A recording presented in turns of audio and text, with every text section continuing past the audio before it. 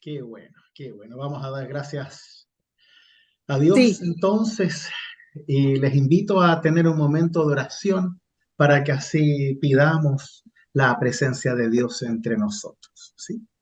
Oremos. excelente. Amado Dios, te damos gracias por estar aquí en tu encuentro frente a tu palabra en comunidad.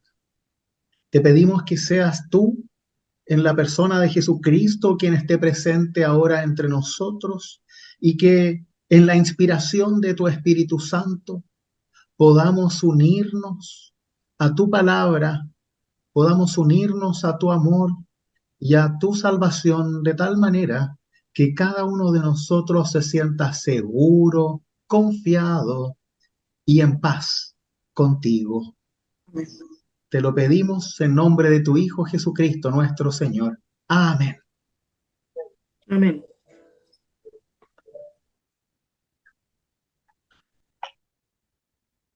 Bien, bien. Vamos a empezar a proyectar inmediatamente un pequeño resumen de lo que hemos estado haciendo.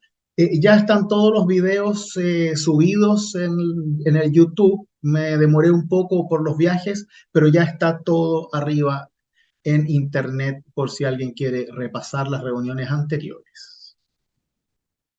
Muy bien, entonces acá tenemos preguntas para un texto bíblico. Cuando nos enfrentamos a un texto, debemos preguntarnos, en primera instancia, ¿cuál es la buena noticia del texto? ¿Por qué? Porque confiamos en que aquello que Dios nos quiere enseñar, nos quiere mostrar, es una buena noticia, porque en Cristo tenemos la buena noticia, que Dios está con nosotros, que Dios nos perdona, que Dios siempre quiere lo mejor para nosotros, quiere mostrarnos su amor y darnos vida en abundancia.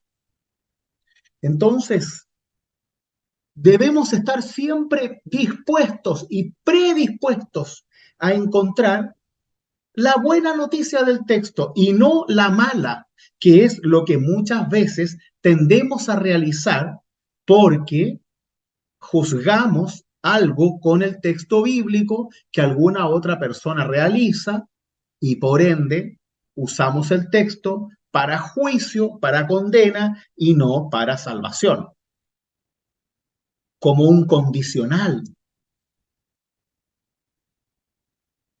Entonces, desde el principio, siempre buscamos la buena noticia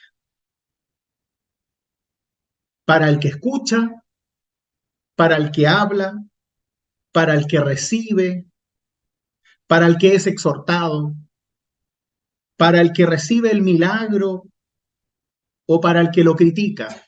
Desde el texto buscamos la buena noticia. También, por supuesto, para nosotros, ya que el texto se lee primero en su contexto.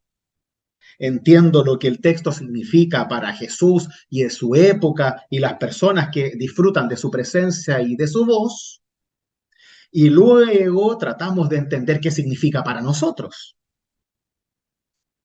En segunda instancia, claro, vemos el contexto, cómo se vivía y entendía el mundo en esa época. Si se habla de cierto pecado, si se habla de pobres, de ricos, de falta de fe, si se habla de ley, si se habla de mentira, de juicios, ¿qué significa eso para la época de Jesús o del Antiguo Testamento?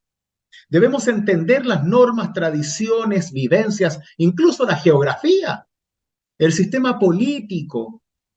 ¿Por qué Jesús se pelea constantemente con los fariseos y no con los romanos?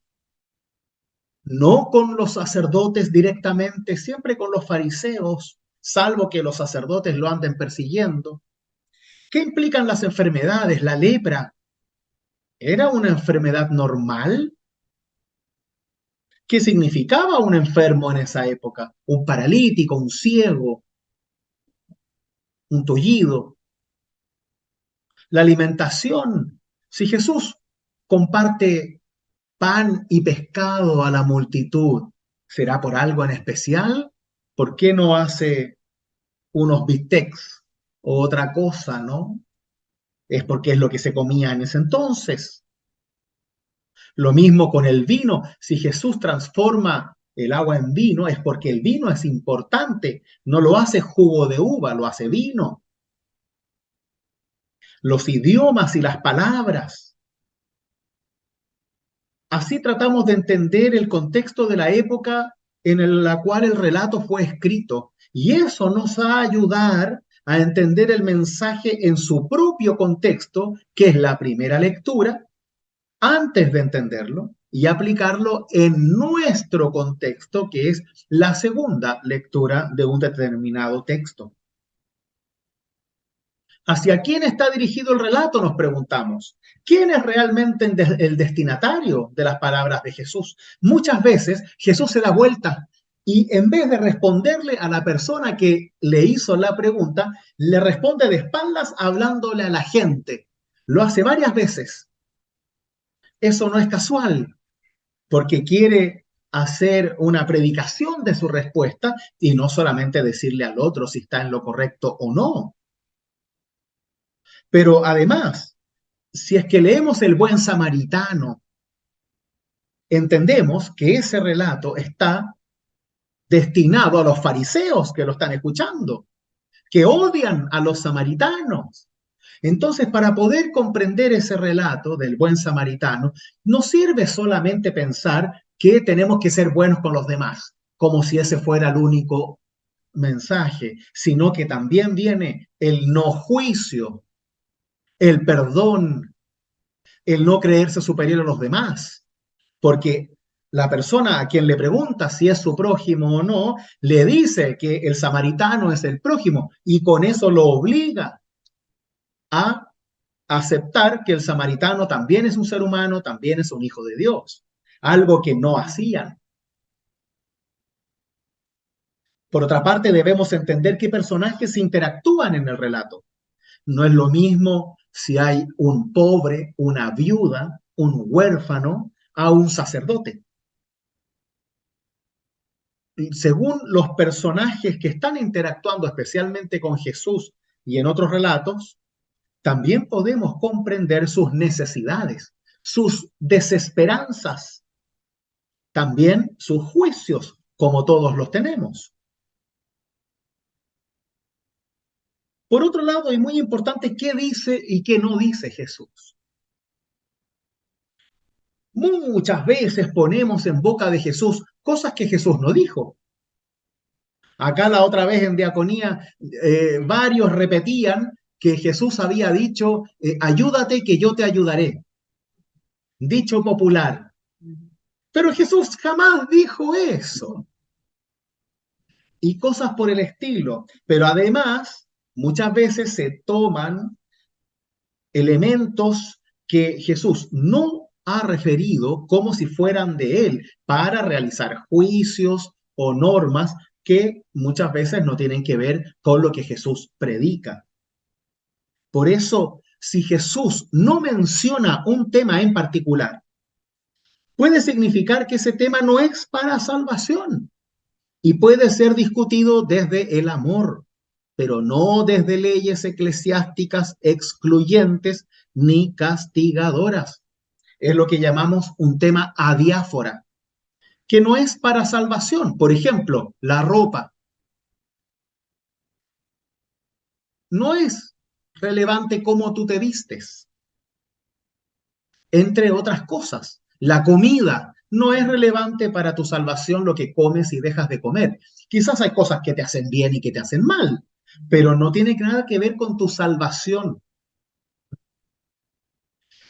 Y finalmente, entre otras preguntas que podemos hacernos, es ¿cómo lo vivo bajo la cruz de Cristo? Es decir, poner el mensaje bajo la cruz es entenderlo desde el corazón de Jesús, de la gracia, la misericordia, la conversión y el perdón, que son vividos en comunidad bajo el mandamiento del amor, alejándonos del prejuicio, el juicio a los demás y la búsqueda de controlar sus vidas por medio de otros mandamientos o normas morales que no conducen a la salvación.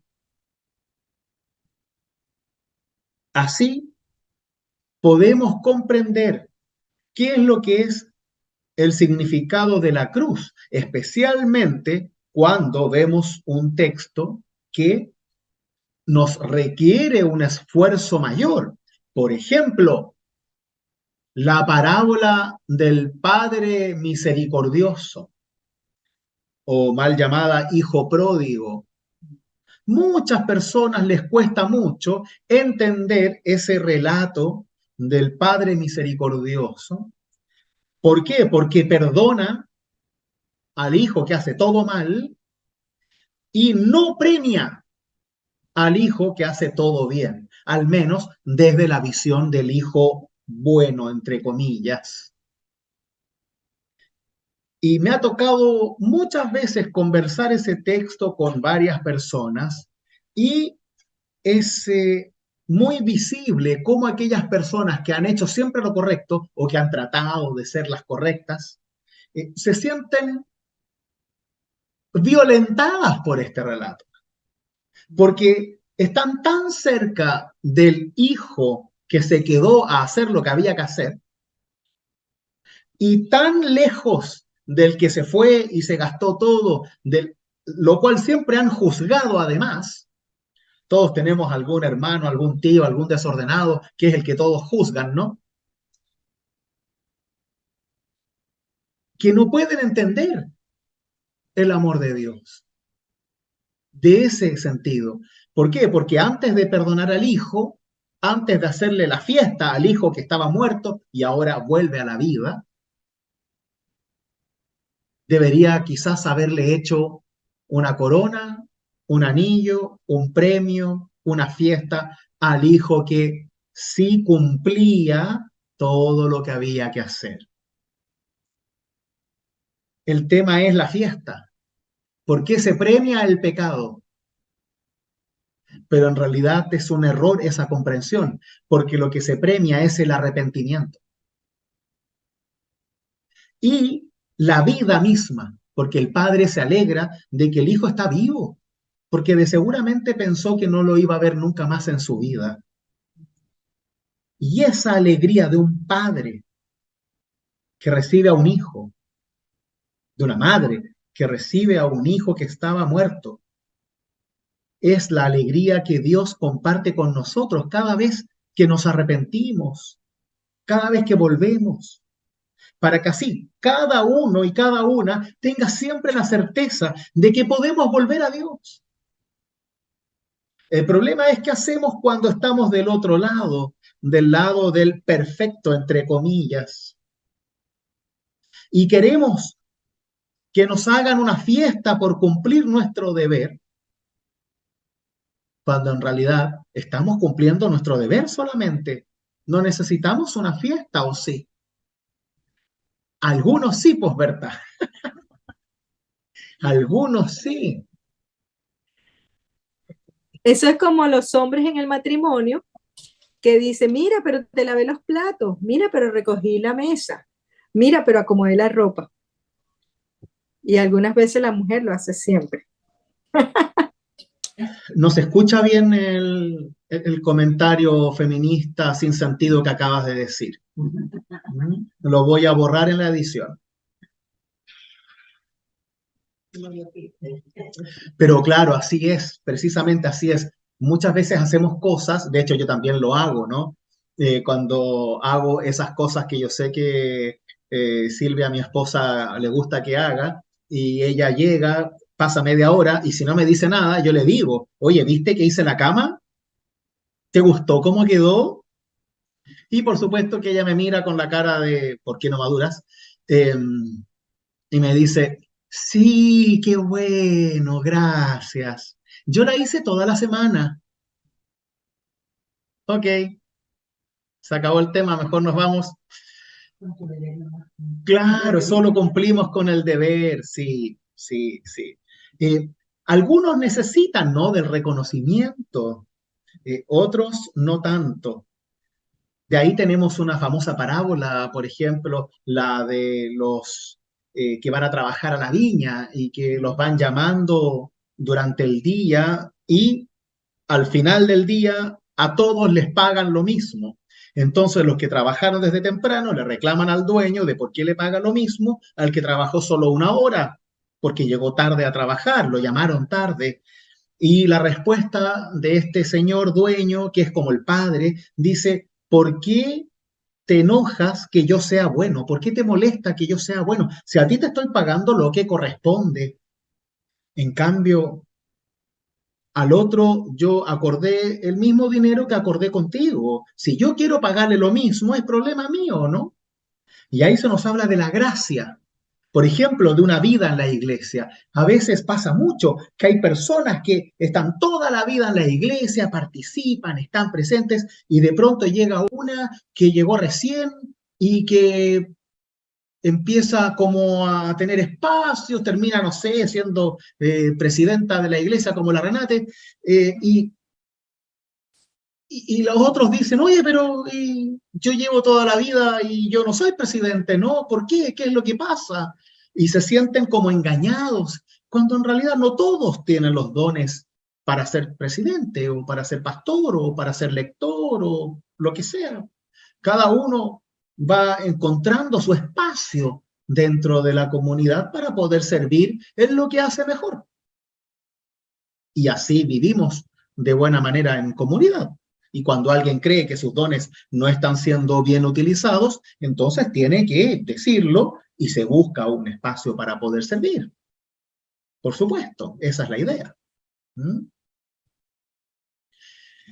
Así podemos ver cómo los distintos textos nos ofrecen esta forma de encontrarnos con Cristo desde su revelación. Y por eso repasamos estas preguntas que les acabo de mostrar. ¿Mm? Vamos a ponerlas una vez más. ¿Cuál es la buena noticia? ¿Cómo se vivía y entendía el mundo en esa época? ¿Hacia quién está dirigido el relato? ¿Qué personajes interactúan en el relato? ¿Qué dice Jesús exactamente? ¿Cómo lo vivo bajo la cruz de Cristo? Les quiero compartir un texto. Si tienen alguna Biblia por ahí, vayan a Lucas 18, versículo 18. Dice, un hombre importante le preguntó, Maestro bueno, ¿qué debo hacer para heredar la vida eterna? Jesús le dijo, ¿por qué me llamas bueno? Solo Dios es bueno. Tú conoces los mandamientos. No cometerás adulterio, no matarás, no robarás, no darás falso testimonio, honra a tu padre y a tu madre. El hombre le respondió, todo esto lo he cumplido desde mi juventud. Al oírlo, Jesús le dijo, una cosa te falta todavía. Vende todo lo que tienes y distribúyelo entre los pobres y tendrás un tesoro en el cielo. Después, ven y sígueme. Al oír estas palabras, el hombre se entristeció porque era muy rico. Viéndolo así, Jesús dijo, qué difícil será para los ricos entrar en el reino de Dios. Sí, es más fácil que un camello pase por el ojo de una aguja que un rico entre en el reino de Dios.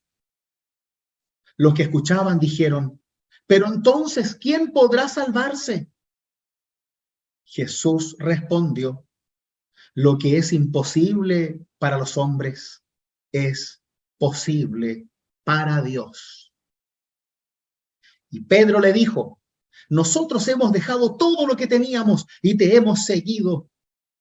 Jesús respondió: les aseguro que el que haya dejado casa, mujer, hermanos, padres o hijos por el reino de Dios, recibirá mucho más en este mundo, y en el mundo futuro recibirá la vida eterna.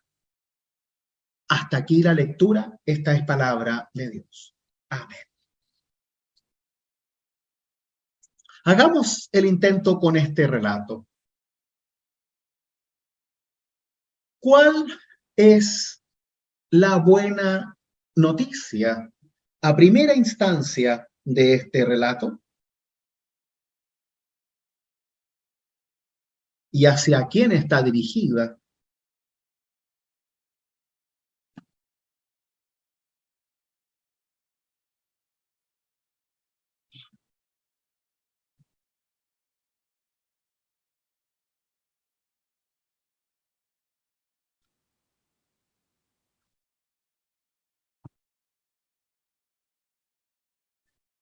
Indirectamente,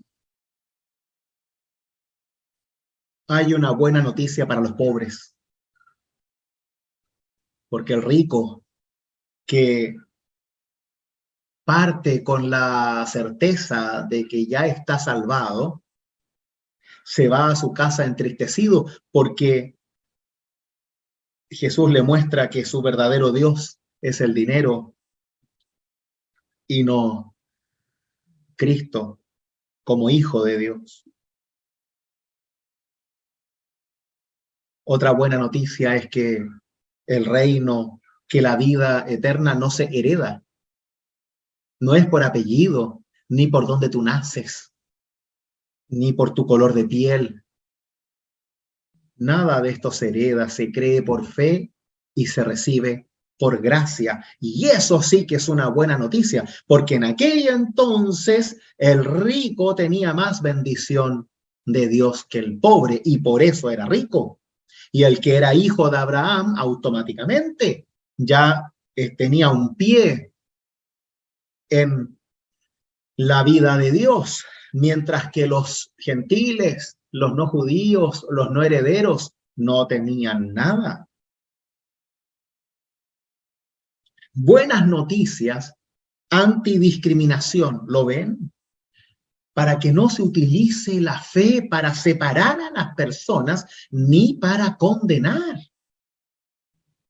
Y eso es una buena noticia, porque este rico representa a la riqueza desde la fe en la época de Jesús, que era más discriminatoria de lo que es hoy, porque la riqueza contenía una connotación de bendición de Dios.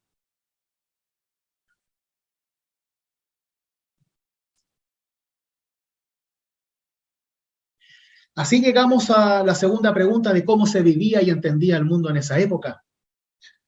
El pobre era maldito, por eso era pobre. Estaba pagando algún pecado de su familia, de sus padres hasta cuarta generación, y el rico era bendecido y por eso era rico. Y además que el rico podía cumplir más los mandamientos que el pobre, porque los podía ocultarse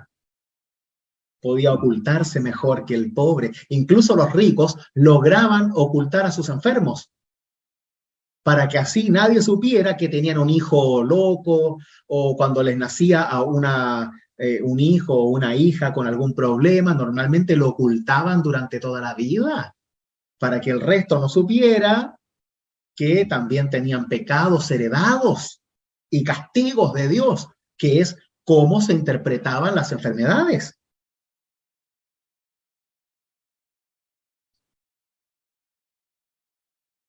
Interesante es hacia quién está dirigido el relato.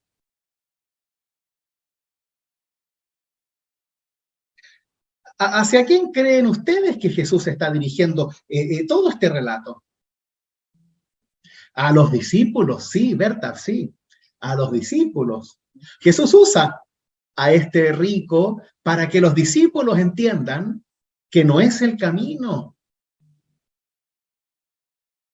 Porque ¿quién no mira con deseo la riqueza del rico?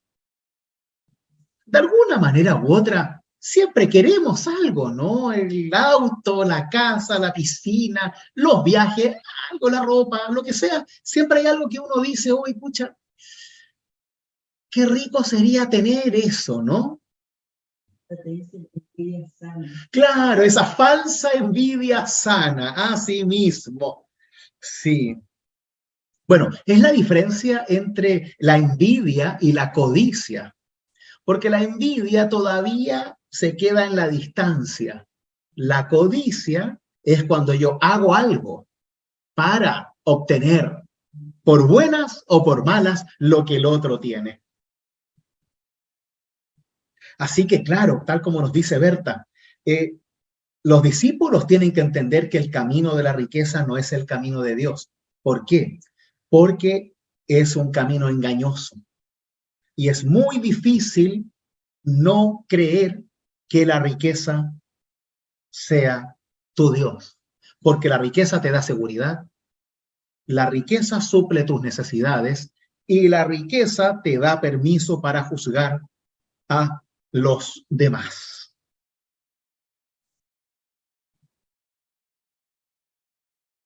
En cuanto a los personajes que interactúan en el relato, vemos a este joven rico, vemos a los discípulos, vemos a los ricos en general, y vemos también cuando al final Jesús le habla y le responde a Pedro, que Pedro automáticamente se defiende, ¿no? Cuando dice, oye, si los ricos no pueden entrar al reino de los cielos, entonces, ¿quién va a poder salvarse si los ricos son los que realmente están ahí? Es como cuando uno entiende lo que significa la realeza en Gran Bretaña, en donde la reina tiene un puesto divino, no humano, es divino. El reinado viene de Dios, no de los hombres. Y por ende se piensa, se cree que es Dios quien quiere que la reina sea reina o que el rey sea rey por sobre el pueblo. Y así se va forjando una identidad religiosa que yo no la entiendo para nada, ni la comparto, pero es increíble cómo se va educando de generación en generación a ser súbditos del rey como son súbditos de Dios. Borda la idolatría. ¿Quién podrá salvarse? Pregunta Pedro. Y automáticamente dice, oye, pero ojo que nosotros lo dejamos todo, ¿ah? Así como casi tratando de ponerse el parche antes de la herida, como decimos acá, y decir, bueno, Jesús, ojo que nosotros ya hicimos todo lo que había que hacer, y hicimos el checklist, cumplimos el manual, dimos lo que había que hacer, así que por favor no nos dejes afuera. Y Jesús le responde, no te preocupes, que el que tiene sus cosas claras, le dice Jesús, ¿no? No vale la pena aquí toda la lista, sino que el que tiene sus cosas claras, el que sabe dónde está su Dios, entonces tiene vida eterna. ¿Por qué? Porque cree en Dios, cree más en Dios que en sí mismo y que en el poder de las riquezas, de la comodidad. ¿Qué dice Jesús? Es importante, porque Jesús no dice mucho. Veamos las palabras de Jesús desde el principio. Dice, primero, en el versículo 19, ¿por qué me llamas bueno? Solo Dios es bueno. Luego le recuerda los mandamientos, algunos. Después le dice, bueno, una cosa te falta, vende todo lo que tienes y distribúyelo entre los pobres y tendrás un tesoro en el cielo. Porque el tesoro ahora lo tienes en la tierra, no en el cielo. No se trata de ganar el cielo, ¿no? Se trata de descubrir dónde está tu Dios. Después, ven y sígueme. Ahí está el tema.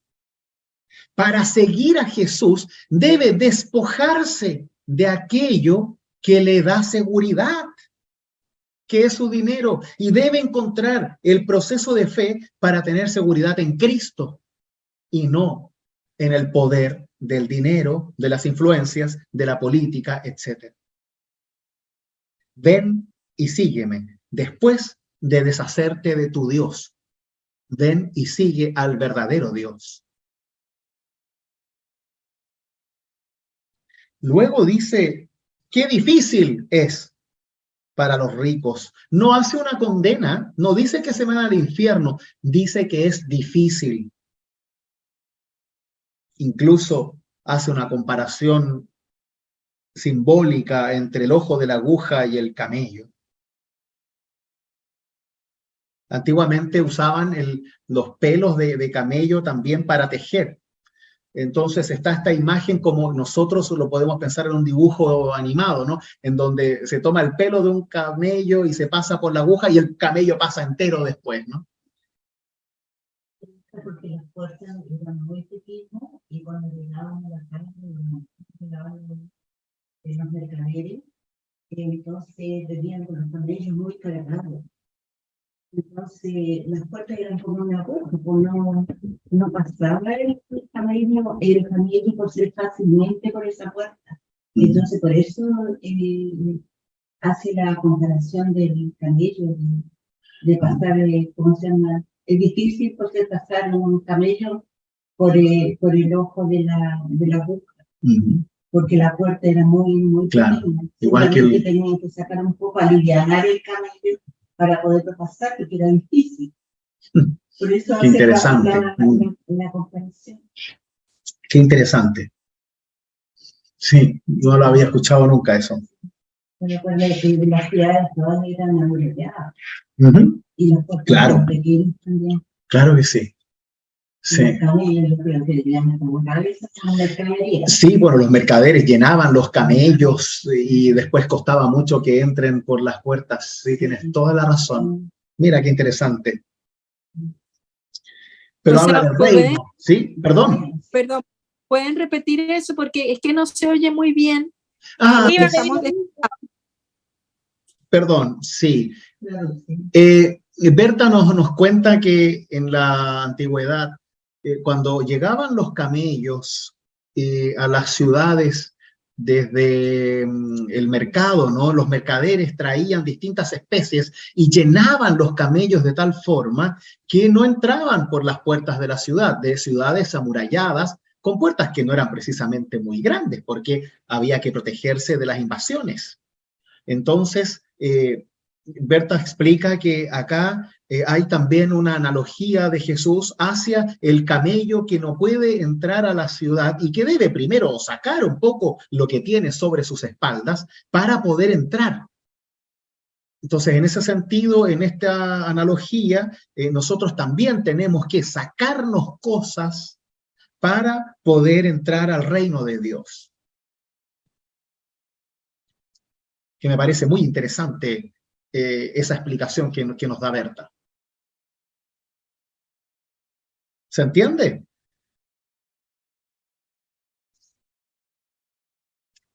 Sí, se entiende. Perfecto. Finalmente, Jesús, miren qué importante dice, ¿no? Justo está hablando de lo difícil que va a ser para los ricos entrar, justo cuando pensamos desde lo humano que toca la condena, que es lo que haríamos nosotros, ¿y qué decimos nosotros? No, vamos a robarle a los ricos, matemos a los ricos y quedémonos con su dinero. Jesús dice, no. Lo que es imposible para los hombres es posible para Dios. Dios es el que hace la obra de conversión.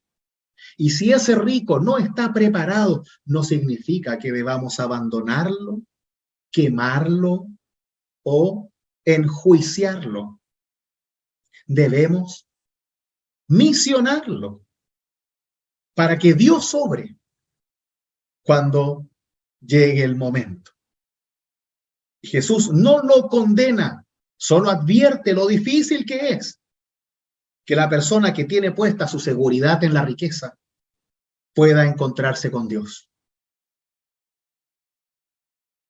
Y desde allí, Jesús dice que aquellos que se despojan de su seguridad, a eso se refiere la lista que dice que haya dejado casa, mujer, hermanos, padres o hijos por el reino de Dios, recibirá mucho más y recibirá la vida eterna.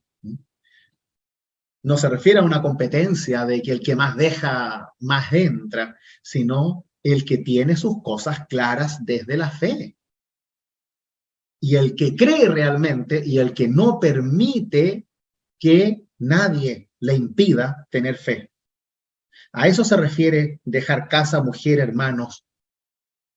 No puedes estar con alguien que te impida seguir tu fe. Al menos yo no podría vivir con alguien que no siga mi fe. Y creo que es importante que la fe se comparta en familia. No se trata, por supuesto, como lo hacen en algunas iglesias, de que te obligan a separarte de tu familia si es que no van todos. No, no se trata de eso. Estamos hablando de cuando las personas con los cuales tú convives, participan en tu vida, te impiden la vida de fe. Y cuando no te permiten vivir la vida de fe, entonces hay que tomar siempre el camino que nos haga vivir con Dios, aunque eso a veces cueste.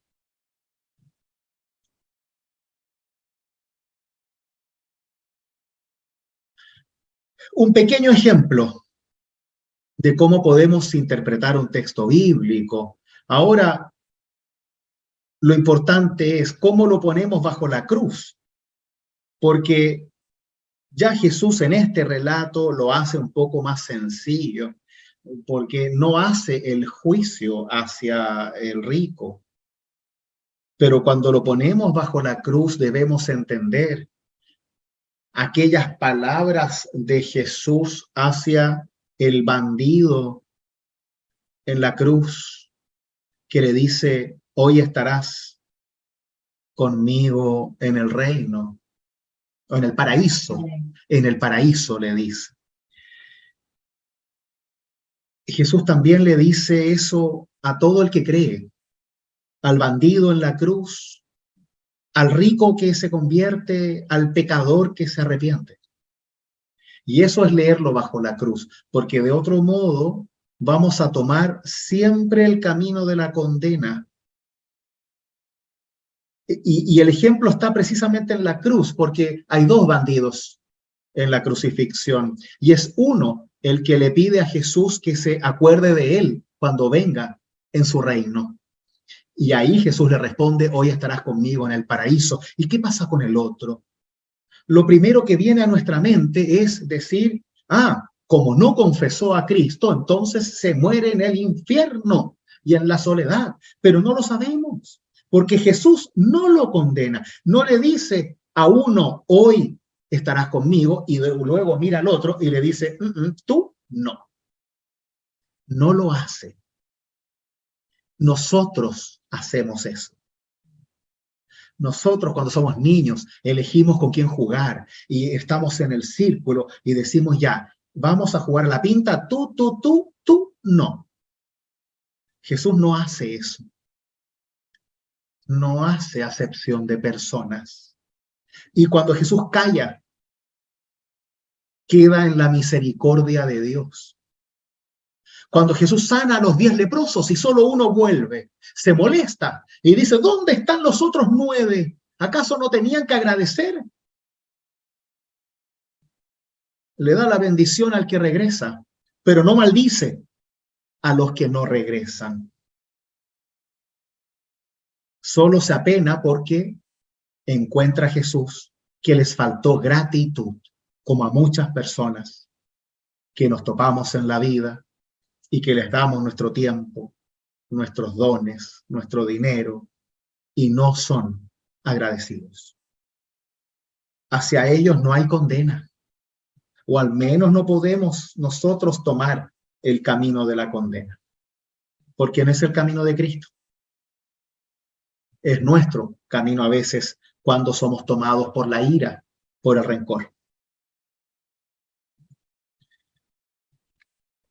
Esta es una forma de leer los relatos bíblicos que debemos recordar siempre. Hay más preguntas, por supuesto. Esto es solo un pequeño resumen de cómo no perdernos precisamente para no hacer que los textos de buena noticia se transformen en malas noticias. ¿Alguna duda o comentario?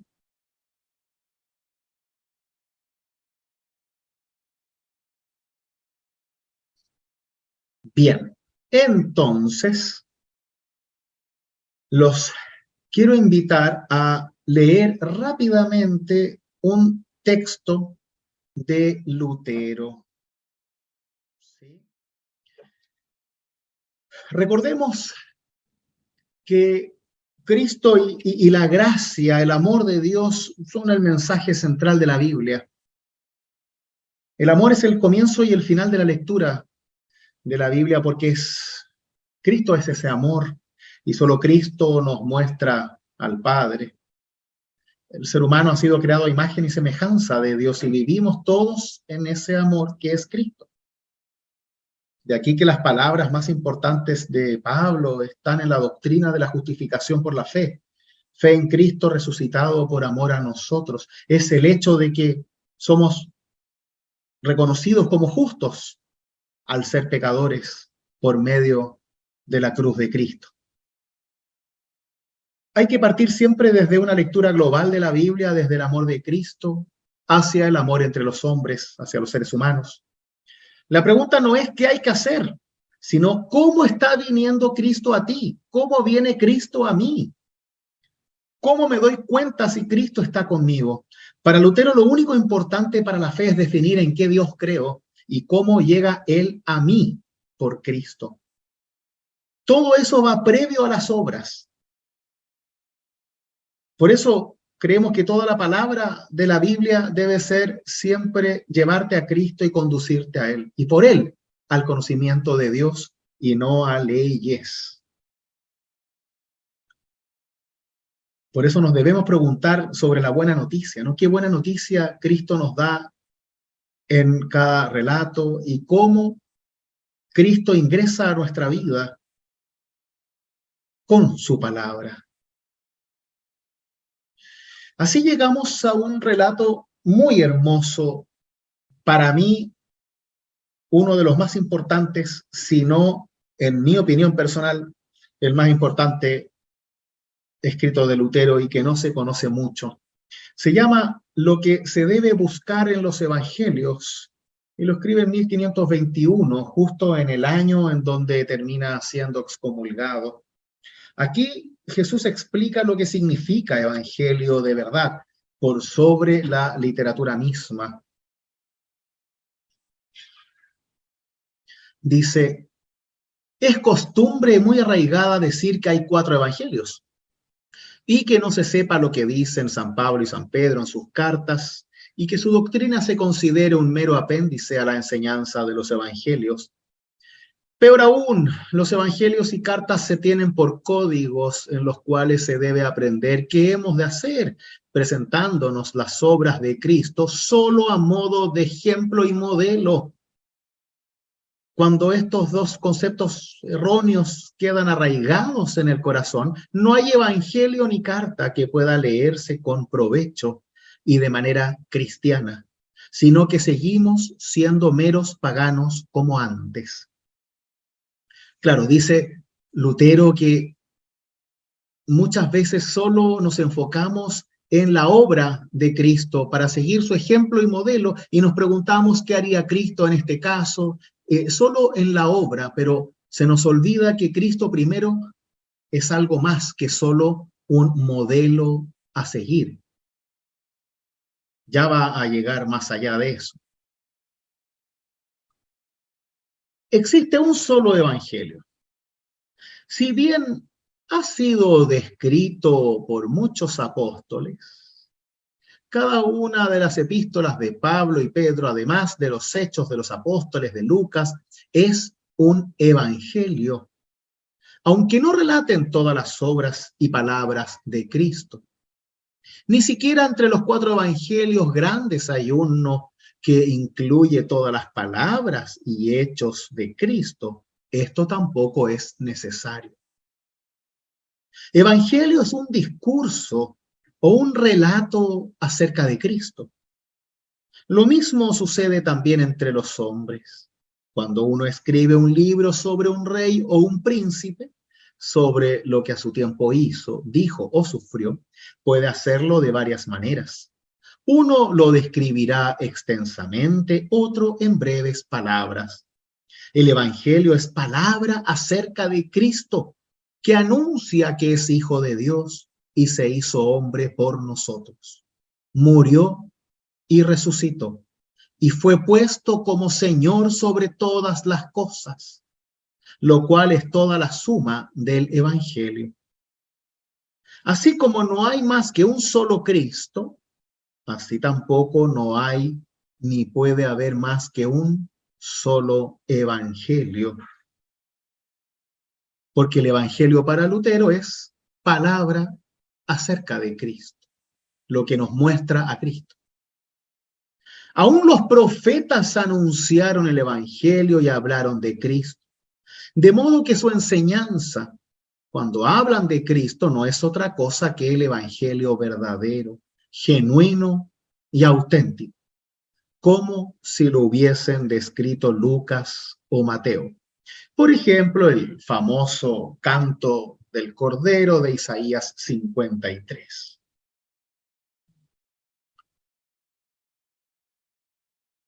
Así llegamos a la parte práctica.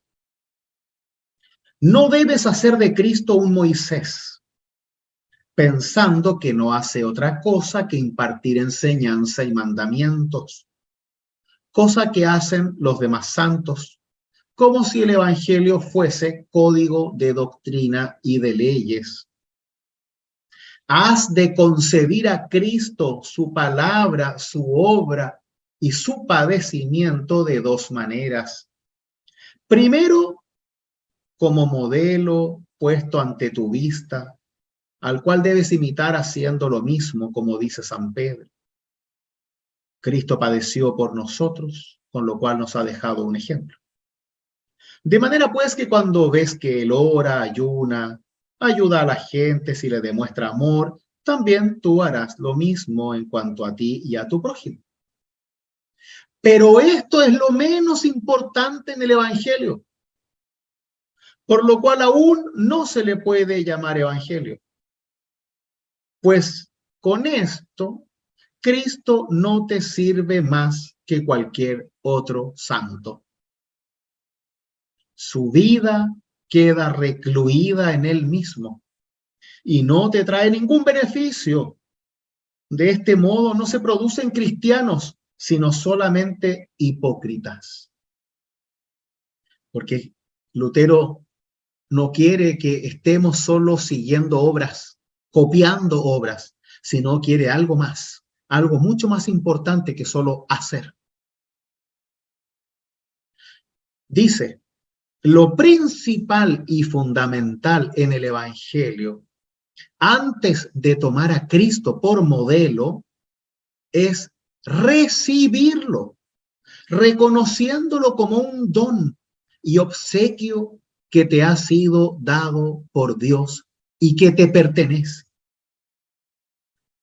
Así pues, cuando ves o escuchas que Él hace o sufre algo, no debes dudar de que Cristo mismo, con esa obra y padecimiento, sea tuyo.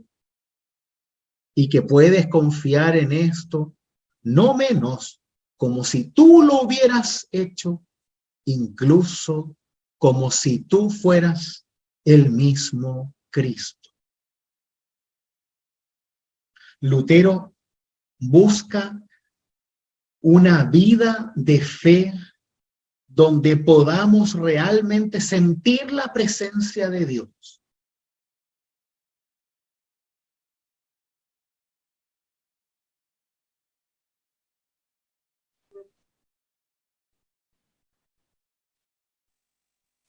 No se, no se escucha. No, parece que se le cayó el internet a Ahora sí. Hola. Ahora sí. ¿Hace mucho que Se se perdieron? congeló. Sí, la última parte que estabas leyendo, las últimas líneas. El número 5. Sí, lo importante es recibirlo, reconociéndolo como un don y obsequio que te ha Perfecto. sido dado por Dios y que te pertenece. Bello. Bien, bien. Llegamos hasta ese... Ya, perfecto. Hay un demonio ahí que no quiere que reconozcamos a Cristo.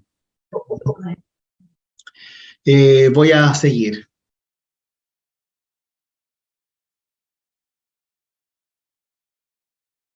Bien.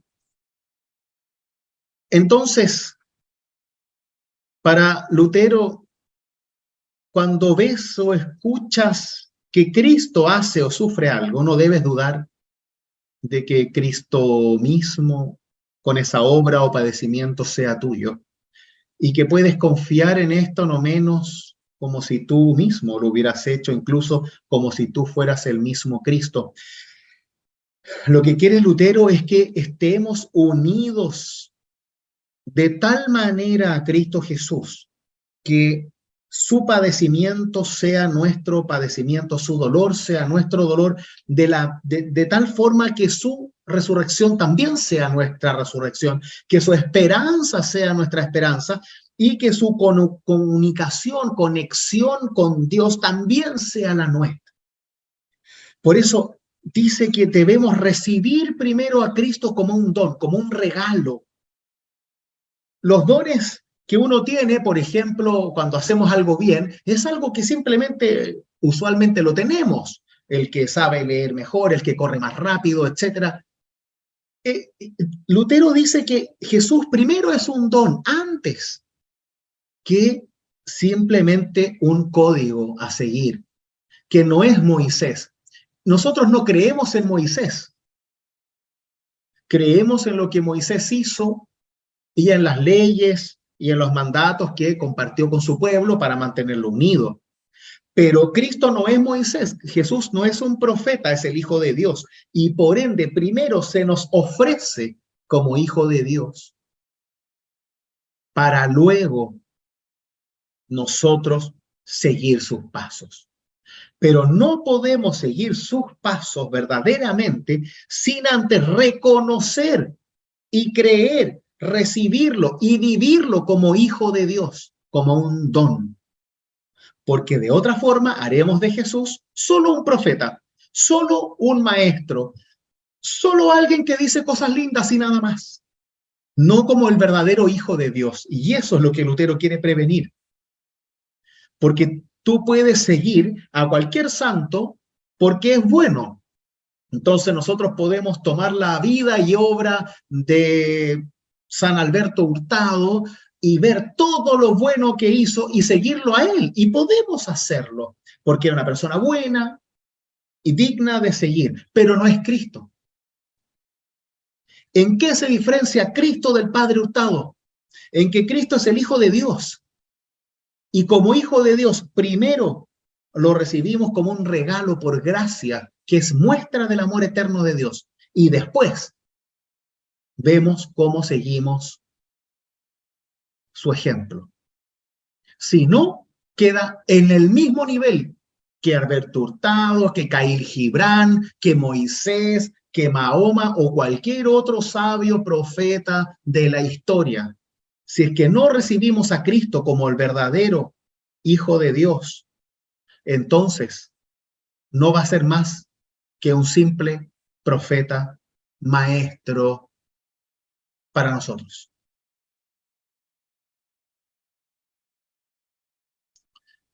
Así, percibir debidamente el Evangelio es conocer la superabundante bondad de Dios y sus beneficios. Este es el gran fuego del amor de Dios para con nosotros, por el cual el corazón y la conciencia llegan a tener alegría, firmeza y serenidad. Esto significa predicar la fe cristiana. Si tú tomas a Cristo como un don, entregado a ti en propiedad, es tuyo, y no lo dudas, entonces eres cristiano o cristiana. La fe te redime de pecados, de muerte e infierno, y te hace vencedor de todas las cosas. Dejas de sentir lástima, dejas de ser perseguido, dejas de tener miedo porque Cristo está contigo.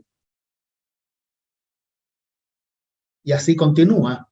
Una vez que tienes a Cristo como fundamento y tesoro principal de tu bienaventuranza, de tu alegría, de tu paz, entonces sigue la otra parte, que lo tomes también por modelo, disponiéndote también a servir a tu prójimo, así como ves que él se ha ofrecido a ti.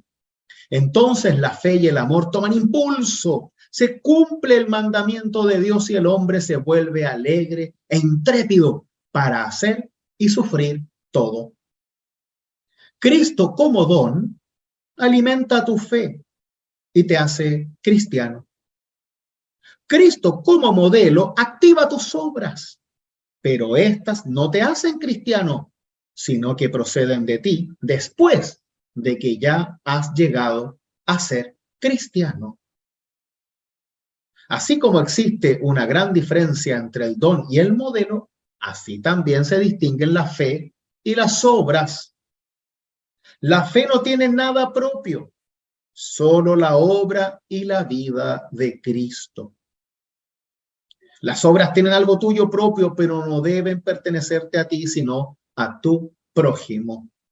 Aquí es la diferencia más práctica que hace Lutero en el sentido del don y el modelo. Porque claro, si es que yo quiero decir, por ejemplo, ama a tu prójimo como a ti mismo y trato de amar a las personas, entonces no me diferencio de Buda ni de cualquier otro profeta.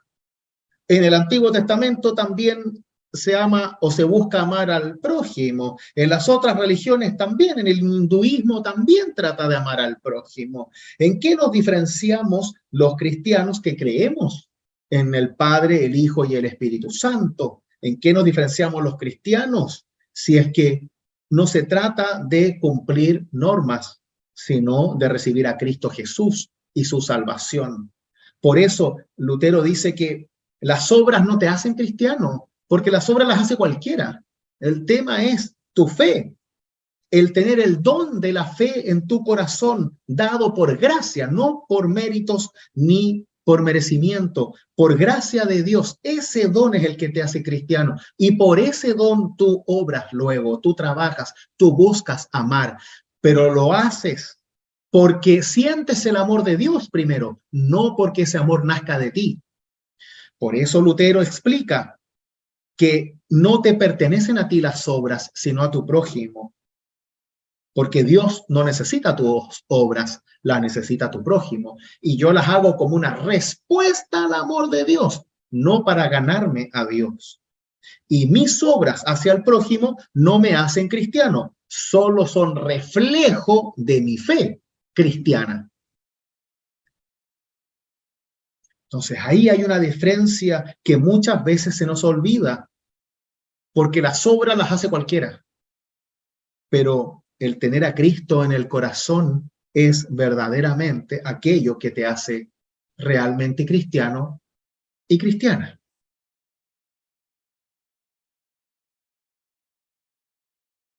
Así entendemos que el Evangelio no es un código de leyes y preceptos que nos exija actuar, sino un libro de promesas divinas en el cual nos promete, ofrece y da todos sus bienes y beneficios en Cristo. El hecho de que Cristo y los apóstoles impartan muchas enseñanzas buenas y expongan la ley, ha de considerarse entre los beneficios y como otra obra de Cristo. Por eso vemos también que no insta atrozmente ni apremia como lo hace Moisés en su libro, y como es del mandamiento hacerlo, sino que enseña con amor y amistosamente, tan afablemente que más bien anima que ordena. Y ahí está la diferencia. Moisés ordena, so pena de castigo. Jesús anima, estimula, ofrece, porque se hace desde el don, desde el amor, y no por merecimiento o por ganarse algo. Así cuando abres el libro del Evangelio, o lees o escuchas que Cristo se encamina de un lugar a otro o que le traen a alguien, debes captar en ello la predicación, o sea, el Evangelio, mediante el cual Él se acerca a ti o tú eres llevado a su presencia. Puesto que predicar el Evangelio significa que Cristo acude a nosotros o que nosotros somos llevados a su presencia. Cuando ves que Cristo obra y ayuda a todos, has de saber que esto tiene el propósito de producir en ti la fe y que Cristo, por el Evangelio, ofrece a tu vida la misma ayuda y los mismos beneficios. Lo que hace Jesús por los demás, también lo hace por ti. Eso es recibirlo como don. Así continúa. Si crees que Él te beneficia y ayuda, lo posees con seguridad. Cristo será tuyo como un don que te ha sido dado. Luego es necesario que lo tomes como ejemplo o modelo y también ayudes a tu prójimo de la misma manera, haciendo lo mismo, y que también tú le seas un don que le ha sido dado y un modelo. Recibimos la obra de Cristo como un don, no solo como un ejemplo a seguir. Recibimos sus milagros, su salvación, su vida, el perdón, como un don que nosotros también recibimos, para que no nos quedemos solo en copiar, sino en primero recibir vida, recibir paz. Es como cuando Jesús se aparece a sus discípulos luego de resucitar. No les da el mandamiento, les dice paz sea con ustedes primero. Antes de mandarlos a cumplir con la misión de la predicación, les desea paz. Se pone en medio de ellos, porque así es como Cristo reacciona en nosotros. Está en medio nuestro, dentro de nosotros, para hacer un don de vida. Y una vez que gozamos de ese don de vida, es que podemos seguirlo como modelo, como ejemplo de vida. Pero primero es fe, gracia, perdón, un don de amor gratuito de Dios para cada uno y cada una de nosotros. Finalmente, Lutero nos dice que el Evangelio no es propiamente ninguna escritura, sino palabra oral, verbo, que expone la escritura como lo hicieron Cristo y los apóstoles. Cristo mismo no escribió nada, sino solamente hablaba. No llamó escritura a su enseñanza, sino evangelio, lo que es buena noticia o un buen anuncio, que no ha de propagarse por la pluma, sino por la boca. Así nos dice Pablo en Romanos. La fe nace de la predicación y la predicación se realiza en virtud de la palabra de Cristo. Por eso predicamos, porque la Biblia en Cristo nos dice que hay que hablar, hay que predicar para que la fe entre en los corazones. Pero nosotros nos apresuramos a hacer del Evangelio un código de leyes, un manual de mandamientos, convirtiendo a Cristo en un Moisés. Y al que vino a salvarnos, lo convertimos en un simple maestro. Lo justo es que nos haya dejado sucumbir a la doctrina del Papa y a mentiras de hombres, época en la que desechamos su escritura y en lugar de la escritura sagrada tuvimos que aprender los decretos de un insensato, mentiroso y farsante malicioso. Ojalá se conociera entre los cristianos el evangelio genuino. Amén. Bueno, como es Lutero, siempre termina con un pequeño raspacacho contra el Papa, pero es importante que lo leamos también, porque Lutero lo que está haciendo es defender el Evangelio por sobre el derecho canónico, por sobre la ley, para que así no creamos que Cristo es solamente un nuevo Moisés, un código de leyes para controlar las vidas de los demás. ¿Qué es lo que se hizo en la época de la Reforma, en el medioevo, especialmente por la Iglesia Católica? Ha pasado más de 500 años.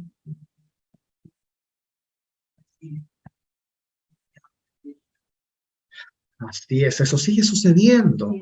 Y vemos que todavía en las iglesias se toma a Jesús como un nuevo Moisés. Se sigue haciendo esto y no sabemos por qué razón, porque no tiene sentido en realidad. No tiene ningún sentido que sigamos buscando leyes, códigos, normas morales a donde Dios pone salvación y vida. Y eso es lo que hace Lutero con esta diferencia entre don y modelo. Puede que cueste un poco al principio comprenderlo porque es muy, muy profundo. Lo mismo que él dice sobre el Evangelio, en donde Lutero entiende que es Evangelio todo lo que nos habla de Cristo. Entonces en el Génesis hay Evangelio porque se nos habla de la salvación. El Apocalipsis es Evangelio si nos muestra y nos conduce a Cristo. Por eso también Lutero, que era un poco radical en estas cosas, quería sacar algunos textos de la Biblia cuando él la tradujo, porque encontraba que no hablaban suficientemente de Cristo. Entonces los quería sacar porque no los reconocía como tal. Menos mal que no se lo permitieron, porque sería bastante hereje. Pero bueno, también fue tentado, ¿no? Y en ese sentido, la Biblia era de él, así que trató de hacer la que quiso, y menos mal que no se lo permitieron. Quería sacar la carta de Santiago, porque hablaba mucho de las obras y poco de la fe, por ejemplo. Entonces, él la encontraba peligrosa, porque podía ser utilizada para precisamente lo contrario de lo que estamos viendo ahora, de que las personas crean que por cumplir, por hacer cosas, simplemente nos podamos llamar cristianos, y no es así. Es lo que vivimos muchas veces con las peregrinaciones, por supuesto. No significa que las peregrinaciones no tengan fe, pero muchos creen que por hacer una peregrinación, Dios les va a cumplir algún deseo o se los cumplió y luego ellos le pagan con eso, ¿no? Una especie de transacción que poco tiene que ver con Cristo. De hecho, no se hacen peregrinaciones hacia Cristo, siempre son hacia vírgenes o hacia santos, lo cual no deja de ser bastante sospechoso.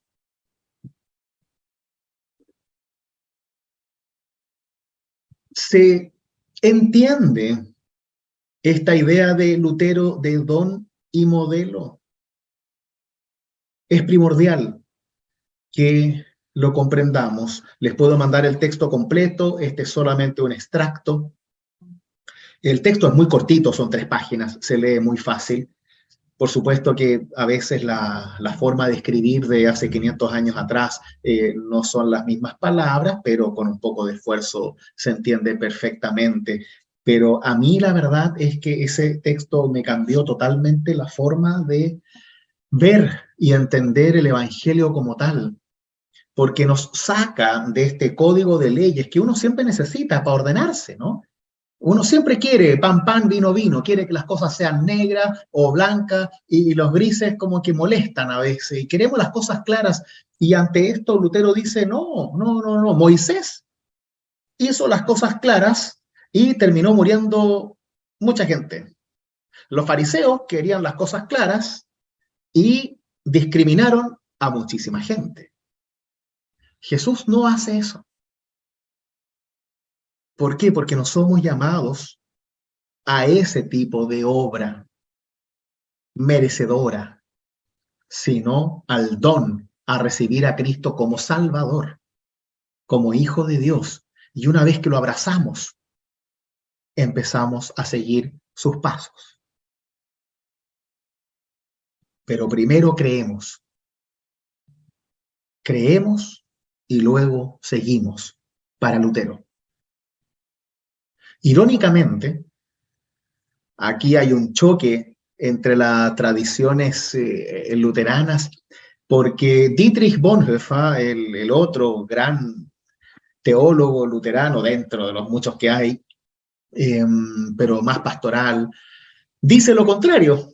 Para él es al revés, por su experiencia en la guerra. Como las personas durante el Reich en Alemania, durante la época nazi, cambiaron la fe hacia la fe en el Reich, en el sistema político, hacia ahí estaba la fe, porque Hitler era una especie de salvador de Alemania, se empezó a entender que la fe incluía la visión política del pueblo. Entonces, Dietrich Bonhoeffer, para ir en contra de esa fe que estaba consumada y consumida por los nazis, también dentro de la iglesia, él dice que primero tenemos que seguir a Cristo para conocerlo y así no seguimos a otro. Para no seguir a los nazis, debemos seguir a Cristo y luego Cristo te va a mostrar el camino de la fe. Porque ellos eran creyentes. Es algo que dijimos la clase pasada. Los dictadores también son creyentes. Casi todos son creyentes. A Lutero lo usaron los nazis y lo usaron los rusos para hablar de libertad. Y así, cada uno usa lo que puede para su misión. Entonces, en ese sentido, nosotros debemos entender que ahí es la fe. Cuando la fe está enferma, entonces ahí no nos queda otra que seguir los pasos de Cristo primero para purificarnos de esa fe y así empezar a creer desde cero. Pero nosotros que no estamos en guerra y que podemos creer en libertad, sin un sistema totalitario que nos obligue a creer en otra cosa, debemos primero recibir a Cristo como don, como Salvador, y luego seguir sus pasos como un ejemplo de fe, a modo de respuesta de fe hacia el reconocimiento de la gracia, el amor y el perdón de Dios entre nosotros. De otra forma, hacemos del Hijo de Dios que se encarna, que da su vida por nosotros, en un simple maestro que habla bonito y que nos invita a hacer cosas bonitas. Y para eso no murió Jesús. Jesús murió para darnos vida, vida en abundancia y vida eterna. Y que así sea en la experiencia de fe de cada uno y cada una de ustedes. Amén.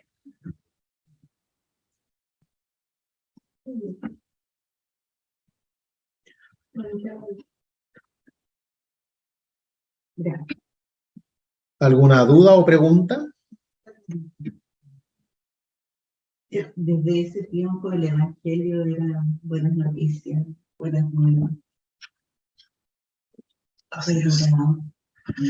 Debemos siempre defender la buena noticia que hay en el Evangelio. Muchas malas noticias ya las tenemos durante el día. Bien, tenemos harto que pensar, que reflexionar, porque esto es una lucha interna en cada uno de nosotros. El camino fácil es siempre seguir los códigos, es copiar, hacer, hacer, hacer y hacer. Y tenemos que empezar a darnos cuenta que esto es creer y que el creer nos debe conducir al hacer desde la fe. Pidamos a Dios que nos ayude, que nos dé la fuerza, que nos inspire, que nos aleje de las tentaciones, de el poder de las riquezas, de las comodidades, de los juicios, y nos lleve de la mano de Cristo hacia el cumplimiento de su voluntad. Oremos.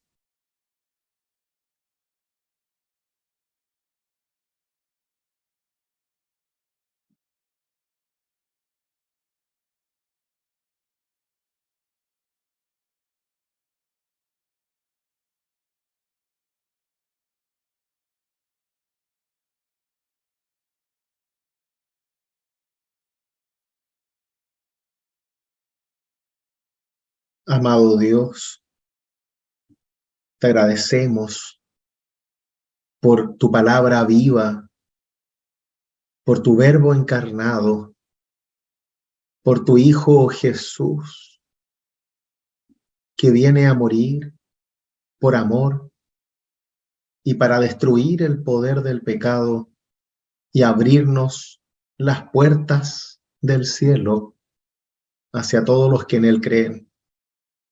Danos de esa fe, para que así ninguna duda nos aleje de ti.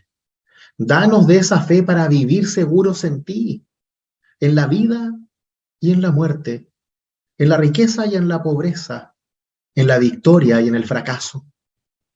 Que podamos estar de tal forma unidos a ti, que no tengamos miedo a vivir ni a morir, porque sabemos que tú, Señor, estás con nosotros.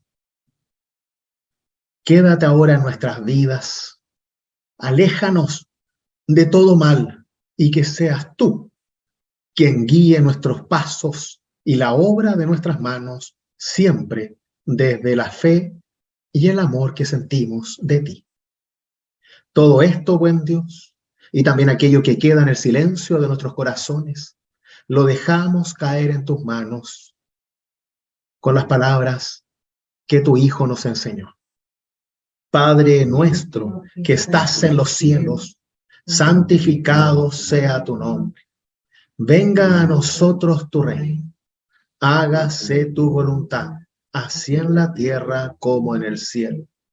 El pan nuestro de cada día, dánoslo hoy, y perdona nuestras deudas, así como nosotros perdonamos a nuestros deudores. Y no nos dejes caer en la tentación, mas líbranos del mal, porque tuyo es el reino, el poder y la gloria por los siglos de los siglos. Amén. Que la bendición del buen Dios, que es Padre, Hijo y Espíritu Santo, nos conserve en la fe ahora y siempre. Amén. Muchas gracias. Muchas gracias. Gracias. Gracias a ustedes, un placer. Y que esto quede grabado con fuego en el corazón, para bien. Ya está. Así sea. Seamos buenas noticias también nosotros para este mundo necesitado. Así es. Gracias. Muchas Les gracias. mando un beso, Gracias. gusto en Mándenme verlas a todas. Chao, muchas gracias. Gracias, los quiero. Chao. Igual, nos vemos pronto. Cuídense.